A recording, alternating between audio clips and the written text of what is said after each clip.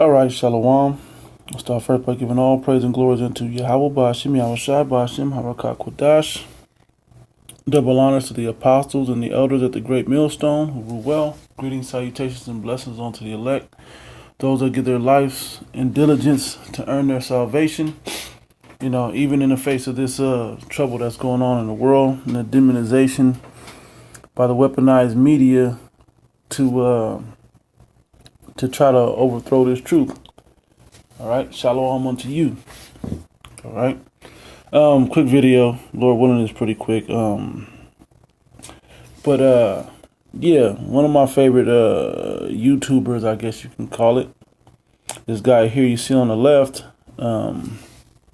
His page is Bull of the Fifth Column. All right, very interesting perspectives on certain topics. You know, I don't watch him for every topic he does, but for the most part, some of the media news headline current event topics, he's pretty on point with it, and gives an insight that you know, not just from some redneck or whatever, but from a real thinking man's perspective, you know, and I have no problem questioning or believing that this man may actually be an Israelite in spirit, regardless of what he looks like, you know. Yeah. If you don't understand that, hey, grow up, figure it out, man. But anyway, so on to the video. I'm just gonna let this video play. I mean, I haven't had any issues with content or anything that I use from his videos to educate through my videos as a topic. But he kind of sums it up in a nutshell in a few minutes about the bill that was passed about homelessness, and I'm touching on it because it's a problem here in America. Okay, the economy is collapsing, jobs are rushing out the window, you know, and as prophecy said it would in this country. All right, as well as here in Nevada, there has always been, this is considered a transient state, and this has always had a high number of homelessness here in Nevada. And as you live here a little while, you'll run into some of those people, homeless people, and they're good people just in bad situations, or most have drug problems or develop drug problems from blah, all right, robbery, whatever, you know. But it addresses something that in the near future that may become an issue, which is, matter of fact, I'm gonna let his video play, then I'll explain that issue. Here we go. So tonight we're going to talk about why we're about to see a whole bunch of companies out on the West Coast become humanitarians. It stems from a non-ruling from the Supreme Court. The Supreme Court declined to hear a case coming out of the Ninth Circuit, and that case was the City of Boise versus Martin. Now, what the ruling held was that ticketing somebody who was sleeping on public property when there wasn't a shelter available, well, that's cruel and unusual punishment. Now, I'm going to stop it there. Here in Nevada, you can't sleep in certain places. Casinos and the lobby and all that, nope, it's out. They're not playing with that at all. Anywhere around the strip trying to lay down, and nope, can't do that and close your eyes. Nope, they don't play that. These casinos are on top of that. You can't be indoors in public areas. Police are quick to, and security are quick to escort you out of the building. So people are forced into certain areas, and even in this city, to the underground tunnels. In this city, particularly with these underground tunnels, as soon as there's a rainstorm that comes through here, people are washed out. Okay, so it's pretty tough. You can't even escape the rain here in Nevada. All right, when the rain comes, this place is in a valley surrounded by mountains, and what happens when you pour water down a slide? It causes flash floods, and those floods have been channeled because this city used to flood severely. It's now being pushed into these these channels, all right, to collect the water and keep them off the streets, so the flash flooding areas don't truly become a hazard. But those are the same places that these people flock to, if you will, to seek shelter.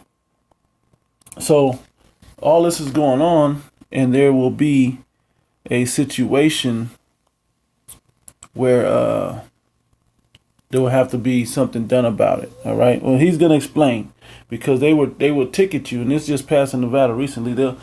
Or Las Vegas, shall I say, where you're ticketed for being homeless, basically, and having nowhere to go. So a lot of people are flocking to Henderson, which is a nearby, I guess you could say, suburb, to this place. All right, so I'm gonna let the video play 1 second. In essence, it decriminalized homelessness. Yeah. That's what it did. Decriminalized homelessness. Okay, it's a criminal act to be considered homeless. It's funny. I'm trying to let the video play, but there's so much going on in this thing. Okay, one major point is here in Nevada, they can evict you in 5 days. Okay, you get a 5-day notice if you don't pay your rent. Once your rent is considered late, which I think that's like 3 days, depending on the complex, they file with the Department of Justice. I don't know exactly who's the housing authority or something like that downtown, and they come and put a 5-day notice on your door. Now, this could be prolonged depending on when all this is filed, up to a week, maybe a week and a half, depending if you catch that weekend. Problem is, most times at that point, they don't even want the money. They just want you out in 5 days. A lot of apartment complexes here, which is where the affordable housing generally lies at in this city. They run that game. A lot of people are downgrading from houses into these apartment complexes and townhomes to be able to afford their rent and still have a decent lifestyle. Right, that's the condition our country is in. And not a lot of affluent families are now forced into job cuts. You see a lot of people that these 20, 25, 30-year-olds, where they used to be teenagers, so-called white people, teenagers, working in different jobs, or not having to work, just going to college. They're now doing these jobs. And then you see these mothers who you didn't see a lot before, working. They're working fast food and convenience store stuff. Okay, showing you the real condition, if you're paying attention, of what the country's really going through. That everybody needs money, and it's not just the holiday season that people are trying to get extra cash. No, they're working there. Showing you the condition that's going on in this country. With that being said, what does that do to the people that were on the fringe, barely making it with these same fast food and whatever low-level jobs here? They're being pushed out. And if they can't earn a wage, what are they going to do? They turn to a life of crime. If they can't turn to a life of crime, they end up homeless. And so what he's talking about is, if you were found, you see people doing this panhandling and all that in this city, it's real prevalent here. If you can't provide somewhere to live, then you pack a bag or two, and you see the shopping carts moving down the streets with people full of their things. You see these what are they called? The storage facilities, U-Haul shop, where they do these let you rent these spaces to put your things in. Yeah, man. They're packed. Sometimes it's hard to find where people, somewhere to put your belongings. So anyway, moving on. Big situation here in Nevada. So they decriminalize that as long as they have open beds. As long as there's no open beds, they won't ticket you for there being no open beds out here. Okay. Well, that's what the law that he's talking about is. So he's going to finish up, and I'll bring out the scripts about the big picture of where this is going to lead to. it's got some far-reaching consequences that come out of it. And from what I said, they're pretty cool. So the push to criminalize homelessness, to criminalize poverty, it's been around a while, and it's getting more and more drastic. Criminalize poverty. Remember that. And it's been driven by companies mainly that don't want homeless people near their storefronts. It's what it boils down to. In some cases, it's wealthier citizens who don't want homeless people around their properties as well. So imagine that on the Las Vegas Strip, where people from the world flock to have their entertainment and fun and their vacations. Then they, as they're spending and gambling and doing all their money, the conscience kicks in when they see the homeless guy wandering, panhandling for a few dollars so he can eat tonight or feed his family or whatever the case may be. Something that they don't want to, the reality that this city doesn't want to show. So what do? They push you into certain directions in the city, particularly the north and the east.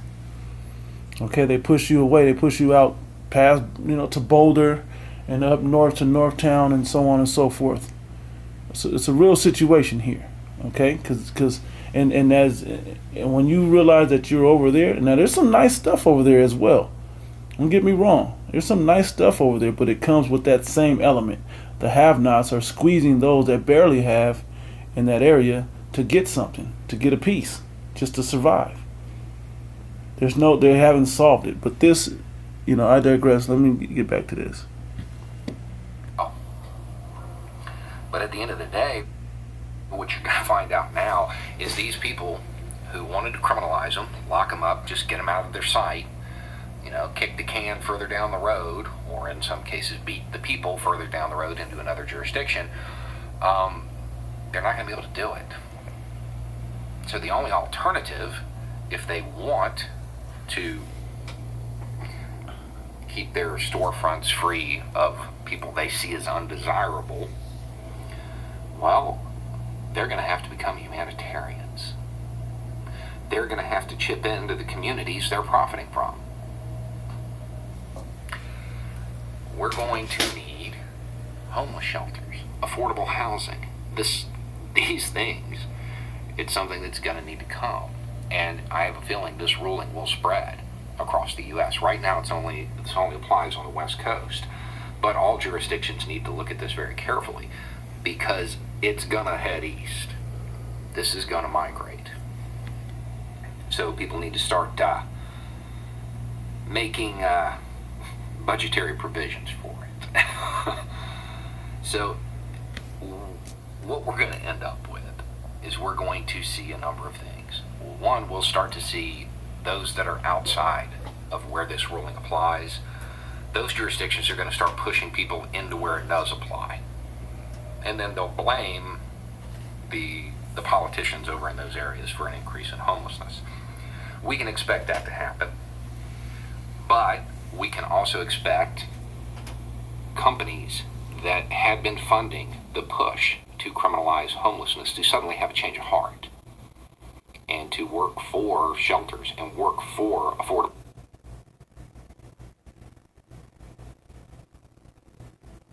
housing. There's a nonprofit called New Story, and they teamed up with a construction technology company out of Austin, Texas, I believe, called Icon. Let's remember this, Austin, Texas, okay? New development in Austin, Texas. I'm going to tie back into that shortly. They can 3D print. They can 3D print houses now in 24 hours. They're 2-bedroom, 1-bath. Very inexpensive. We have the technology to solve this problem. We just need the will. All of a sudden, out of less than pure motives, people are going to find no will. So that political capital to make this happen is going to be there. If you're an advocate for housing for all, if you are an advocate for, people who are in poverty, if you're an advocate for the homeless, now is your time. Now is your time to step up and really get in the game. Because we've crossed a threshold where the courts are now saying you can't criminalize this without an alternative. You can do it if there are shelters available and they choose not to use them and there are empty beds. Well, yeah, I guess that could be a crime. But you can't do it if you have no place to send them.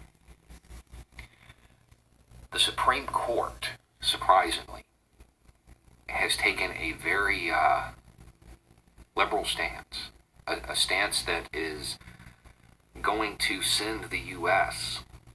using corporations down a path towards providing housing for everyone.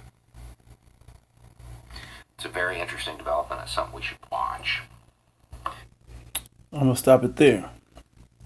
A very interesting development and something we should watch.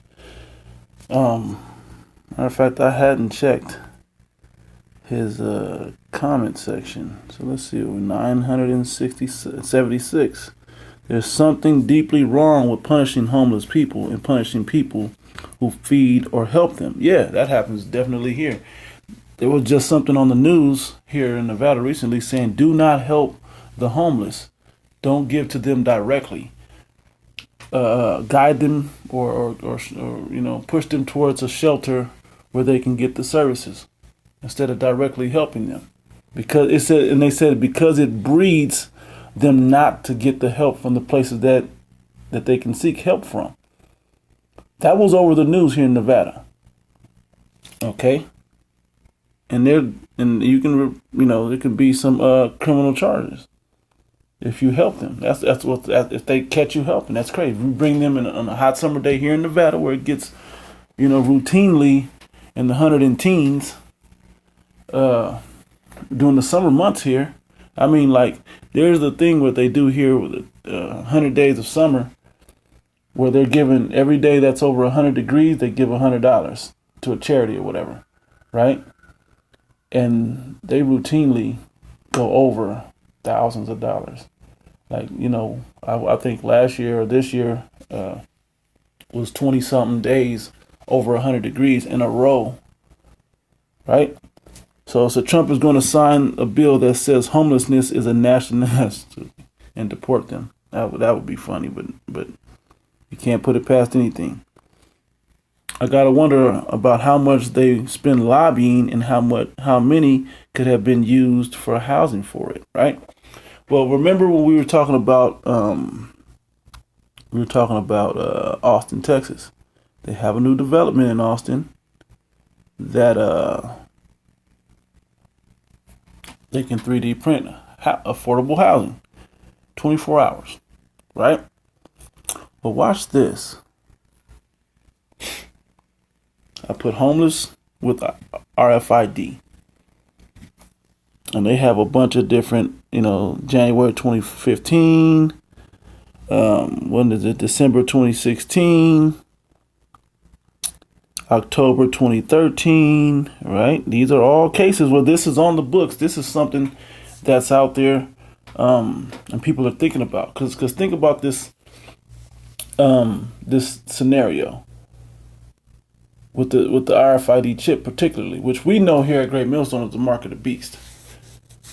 Okay, and they're good. And the Book of Revelation said they're going to force you.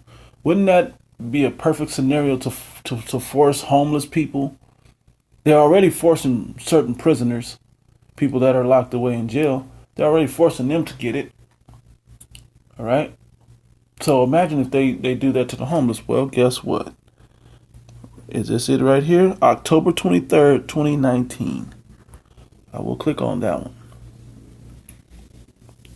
I'll read what it says. This is from forum.full30.com.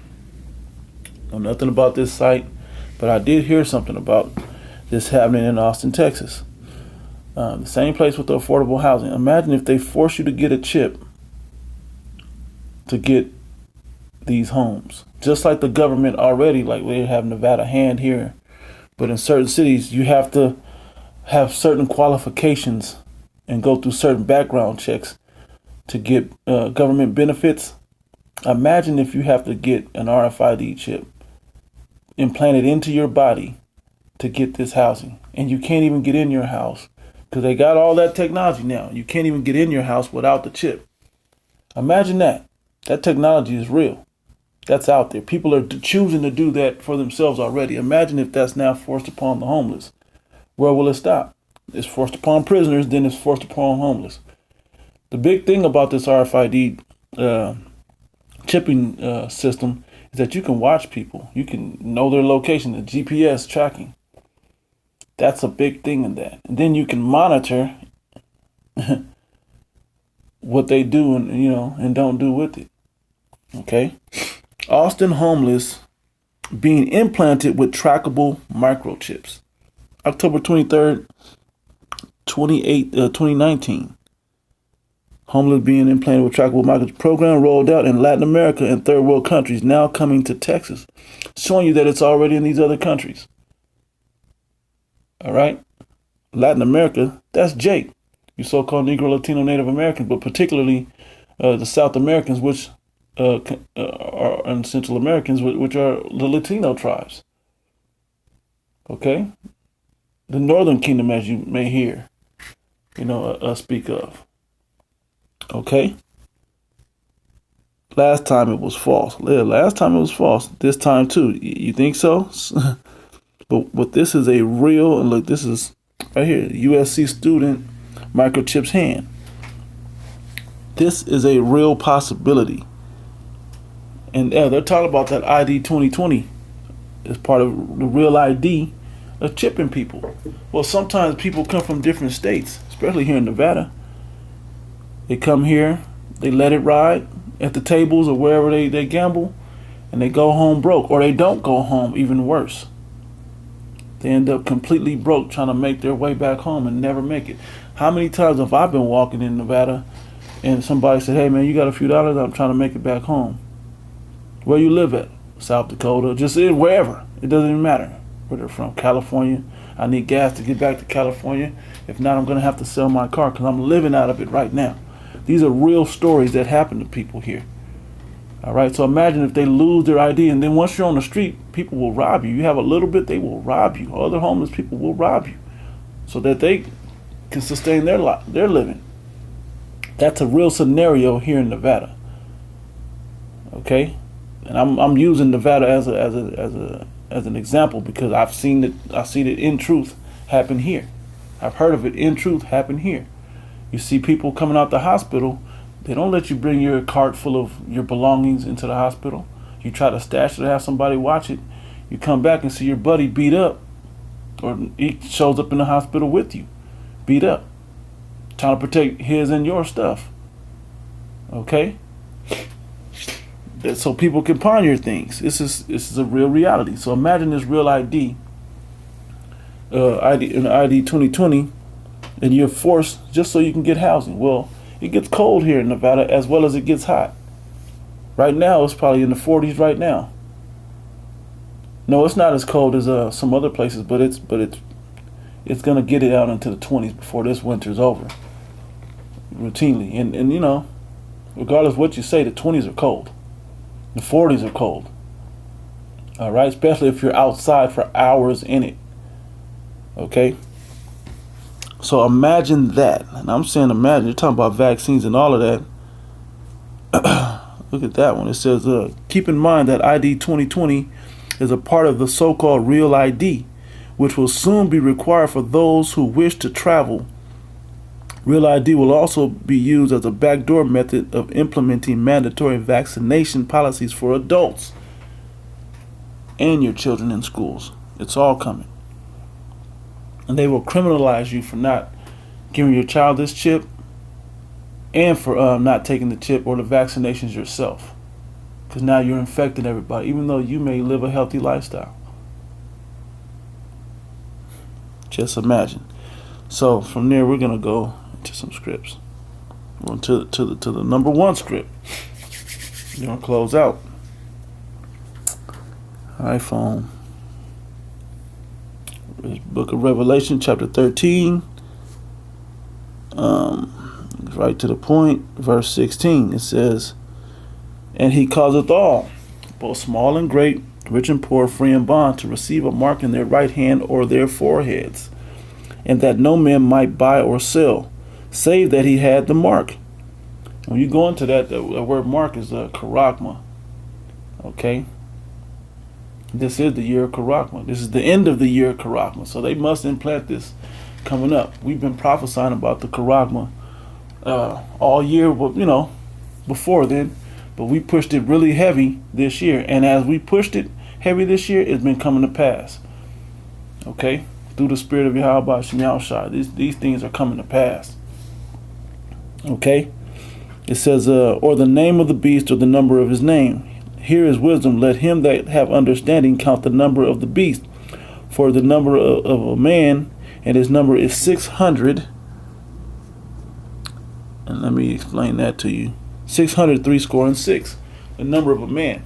I've heard somewhere before that the number of a man is 6 because a man has 6 points on his body. 6 limbs, if you will, on his body. The head is a limb. The 2 arms, that equals 3, is a limb. Your 2 legs equals 5 is a limb, and your penis as a man is your 6th. 6 points on the man, 6 limbs. Okay? Well, understand this. If you take this, you're signing yourself up for something. Okay? So I'm gonna do this Revelation chapter 14. And this is part of the New World Order agenda, because now you can have complete control of the people with this. The same way they use it for tracking goods within the store. They put it on sodas and chips and TVs and boxes and everything that you go into the store and purchase. There's a barcode on that. Well, that's connected to that RFID chipping system. And that barcode is inside that. There's been breakdowns about the barcode. I've done a breakdown or two about the barcode and how that has the unspoken letter, numbers in that barcode. The first letter with the thin double line is a 6. The center double thin line is a 6, and the last one is a 6 also. It's in every barcode, those thin lines. Okay? And they don't even write the 6 in anymore. And I think they're a little bit longer as well. But anyway, it says Revelation chapter 14 verse 9, and the third angel followed them, saying with a loud voice, if any man worship the beast and his image, because that's who's going to implement this from the 13th chapter, the beast. Who's the beast? Basically the power infrastructure of the Edomites. Okay? The elites, the banking families, those that want complete control over the people, the Zionists, all of those code words, the Illuminati, all of those code words, okay, monikered right to this one man who fulfills the role of the devil according to the Bible. Okay, it says, and receive his mark in his forehead or his hand, anywhere in your body. Okay. The same shall drink of the wine of the wrath of the Most High. Okay? And he's going to explain what that is, which is poured out without mixture into the cup of his indignation, righteous anger's indignation. And he shall be tormented with fire and brimstone. This is the description of that wrath of the Most High that's poured out without mixture. And he shall be tormented with fire and brimstones. World War III will be fought with burning and fuel of fire, as per Isaiah the 9th chapter. I think it's the 5th verse. Okay, it says, and in the presence of the holy angels and in the presence of the Lamb, and the smoke of their torment. And what's the presence of the holy angels? When they show up in these chariots that are going to fill the skies, and the Lamb is who you inwardly call Jesus Christ. We know him as Yahweh Shai, Hamashiach. They're going to show up in the skies in these chariots, which chariot means vehicles. What's the vehicles in the sky? The so-called UFOs. Okay, they're going to show up in that moment, and that will be the vehicles that will rescue the elect of the nation of Israel from the destruction that's coming. Okay, if you're chosen. All right. It says, well, the elect are the chosen. Anyway, it says, and the smoke of their torment ascendeth up forever and ever, and they have no rest day nor night, who worship the beast and his image, and whosoever receiveth the mark of his name. Okay? And we're watching this come to pass. Yeah, it may look small, but this is coming to pass. And you people aren't ready for it. So imagine in a state like Nevada where you get kicked out and there's no beds available, you know? Or if there are beds available, but only if you take that chip. Imagine that. You gonna take that chip? Are you ready for the hour of temptation? Okay, because that's what you're gonna be tempted with if you're able to eat and if you're able to have somewhere warm to be for the night.